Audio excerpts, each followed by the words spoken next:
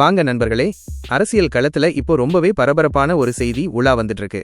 விடுதலை சிறுத்தைகள் கட்சியின் தலைவர் அண்ணன் தொல் திருமாவளவன் அவர்கள் பேசினதுதான் அந்த செய்தி. சமீபத்தியில செங்கல்பட்டுல நடந்த விசிக பொதுக்கூட்டத்துல அவர் ரொம்பவே முக்கியமான ஒரு கருத்தை முன் வச்சிருக்காரு. என்ன சொல்லியிருக்காருன்னா, திமுக கூட்டணியிலிருந்து நாங்க விசிக வெளியேறிட்டா மத்தவங்க எங்க மேல வைக்கிற எந்த விமர்சனமும் இருக்காது அப்படின்னு வெளிப்படையா பேசியிருக்காரு. இது கொஞ்சம் ஆழமா பார்க்கலாம். அவர் மேலும் என்ன சொல்லியிருக்காருன்னா, நாம் திமுகவிலிருந்து விலகினால் மற்றவர்களுக்கு ஒரு இலக்காகவே இருக்க மாட்டோம். அவர்களின் வேலை முடிந்துவிடும், அவர்களின் செயல் திட்டம் நிறைவேறிவிடும். அப்போ இங்க ஒரு விஷயம் தெளிவா தெரியுது.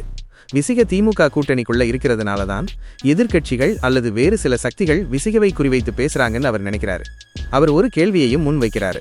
நம் மீது இத்தனை விமர்சனங்கள் வருவதற்கு காரணம் நாம் அதிமுக பக்கம் போகவில்லையே, பாஜகவோடு உறவாடவில்லையே என்பதுதான். இதுதான் அவர்களின் பிரச்சனை அப்படின்னு ரொம்பவே அழுத்தம் திருத்தமா சொல்லியிருக்காரு. அப்போ திருமாவளவன் அவர்களின் கூற்றுப்படி விசிக மீது தொடர்ந்து வைக்கப்படும் விமர்சனங்கள் வெறுமனே அரசியல் காரணங்களுக்காக இல்லை, மாறாக விசிக எடுத்திருக்கும் அரசியல் நிலைப்பாடுதான் அதற்கு காரணம்.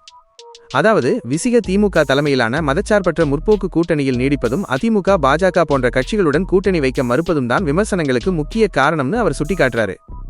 திமுக கூட்டணியில் விசிக இருப்பது சில அரசியல் சக்திகளுக்கு தர்ம சங்கடத்தை அல்லது அரசியல் ரீதியான ஒரு தடையை ஏற்படுத்துதுன்னு அவர் உணர்றாரு.